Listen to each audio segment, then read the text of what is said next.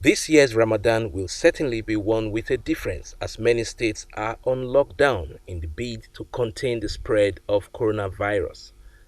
Chairman of the Presidential Task Force, Boss Mustafa, acknowledged that the decision to suspend congregational prayers during the period is sacrificial but necessary to prevent community transmission. I want to use this medium to thank His Eminence, the Sultan of Sokoto, for endorsing the recommendations of the Emergency Fatwa Committee by issuing a statement on the suspension of obligatory religious activities such as Jumat, congregational, and other sessions during the month of Ramadan.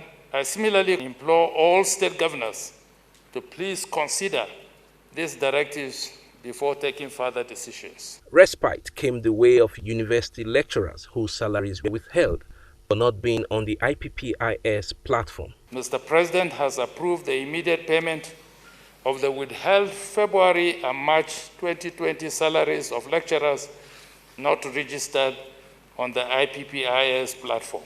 All Vice Chancellors are to revalidate the BVN of the affected lecturers before the Accountant General of the Federation can carry out the payments. On the spate of community transmission of coronavirus in the country, the task force says its searchlight is on Kano and other high-risk states. Federal Ministry of Health, through the Chief Consultant Epidemiologist, has been with the Public Health Department of Kano State to find out what was true about the news of burials going on there.